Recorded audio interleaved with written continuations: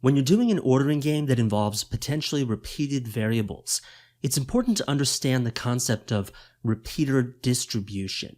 And what that refers to is the number of different ways that your variables can be repeated in the game. Now, sometimes that distribution is very easy to figure out. It may even be just plainly given to you.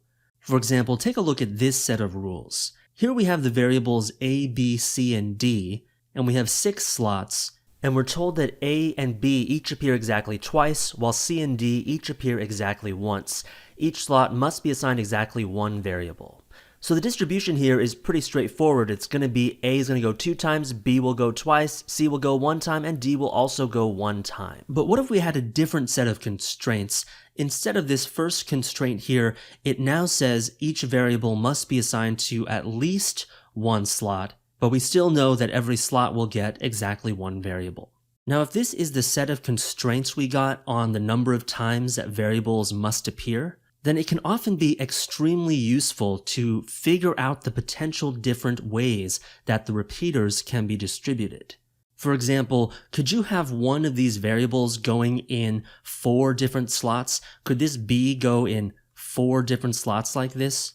Well, that's not going to work because then you still have to put down the A, C, and D, but you only have 2 more slots for 3 variables. So the maximum number of times that one of these variables could appear in the game is just 3. You could have one of the variables take up 3 spots. It doesn't have to be slots 1, 2, and 3, but it could be any 3 spots. And that would leave enough room for the other 3 variables to each have 1 slot. That's one potential distribution of repeaters.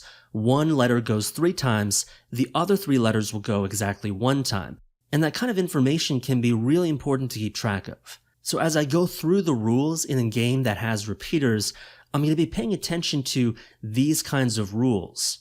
Rules that put some limits on the number of times that variables can appear. And then after diagramming the rules, I'm actually going to draw a chart that keeps track of potential distributions. Here's how I'll start that chart. It keeps track of the number of times that variables repeat, and I'll start by maximizing the number of times that one of these variables can go. Remember, the maximum number of times one of these variables can go is 3 times, because that would leave 3 other slots for the other 3 variables.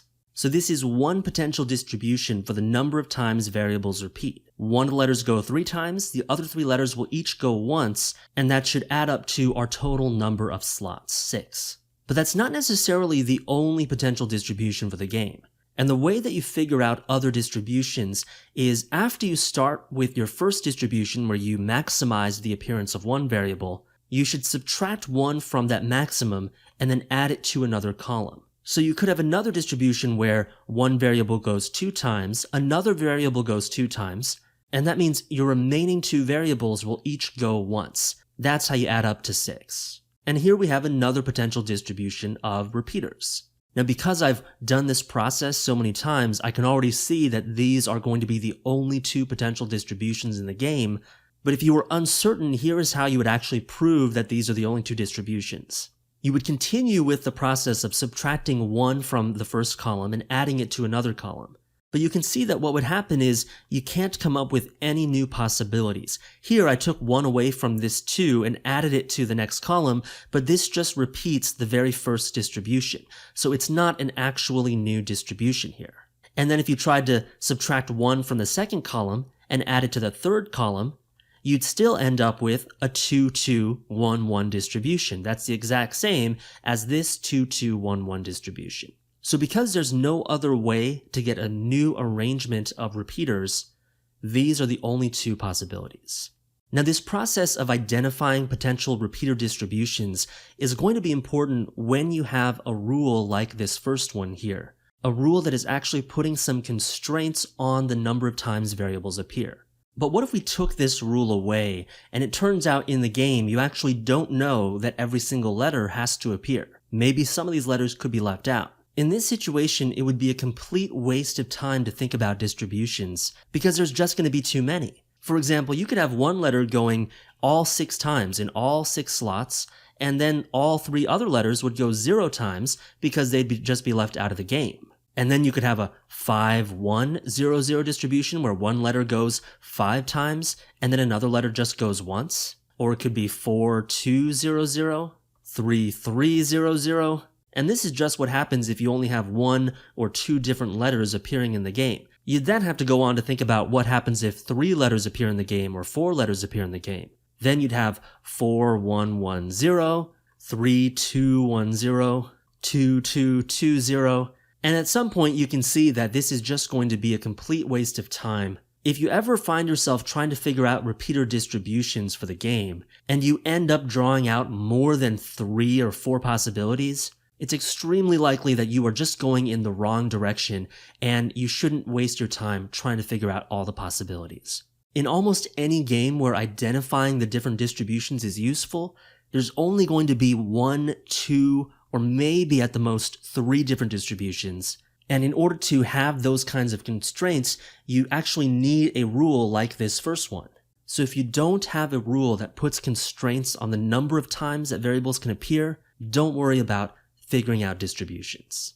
Now, another point I want you to keep in mind when it comes to figuring out repeater distributions in games where you have fewer variables than slots is that it's a good practice to wait until you get through all the rules before you start thinking about the distributions. And that's because sometimes what happens is, in the initial stimulus where you're told the basic setup of the game, you get some of the rules that relate to variable distribution, but then later on in the list of rules, you might have 1 or 2 rules that end up impacting the potential distributions. So consider this example. Let's say right now we know that there are 5 letters. Each of those letters has to be assigned to at least 1 slot, and each of these variables will get exactly 1 of these letters. So we're distributing these 5 into 8 slots. Now, if you started thinking about distributions even before you got to the list of rules, here's what you might do. We'll start off trying to maximize the number of times that one of these variables could go. So one of these variables could go 4 times, because that would leave you 4 other slots for the 4 other variables. That means the first potential distribution you might start off with is 4, 1, 1, 1, 1. One variable goes 4 times, the rest go 1 time, and that adds up to 8 slots. Then we'll subtract 1 from this 4 and add it to the next column. Here's another potential distribution. One variable goes 3 times, another goes twice, the rest go once. We'll subtract 1 from this 3 and add it to the third column. That results in a 2, 2, 2, 1, 1 distribution. And those are the 3 potential distributions at this point. There aren't going to be any more, because if you tried to subtract 1 from this third column and add it over here, well, that's just going to be the same 2, 2, 2, 1, 1 distribution. Now imagine how you'd feel if when you got to the rules, you got to one that said that M must appear exactly 3 times. Well, that would mean that you just spent time coming up with 3 potential distributions, and 2 of them don't even work anymore, because they don't have any variable going exactly 3 times. If we had just waited to think about this process until after we got through the rules, then we will have seen that M goes exactly 3 times. Then we'll know there's only going to be a 3, 2, 1, 1, 1 distribution, and the M will be the one going 3 times. So let's recap these important points. Number 1, if there is a constraint on the number of times a variable appears, it's important to identify the potential repeater distributions. But remember, don't do this if you don't have that kind of constraint.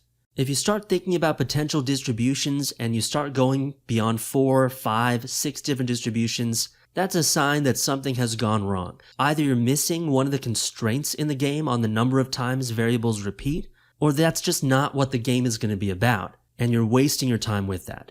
Then when it comes to the process of identifying repeater distributions, I think it's a good idea to wait to identify those distributions until after diagramming the rules.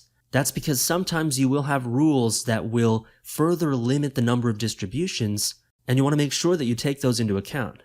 And finally, when you're actually coming up with the potential distributions, start by maximizing the number of times that a variable can appear. Then subtract 1 from that number and add 1 to the next column. Repeat this process until you don't get any new distributions. This is the way to be systematic about figuring out potential distributions, and this is how you can be confident that you have figured out all of the potential distributions and aren't leaving anyone out.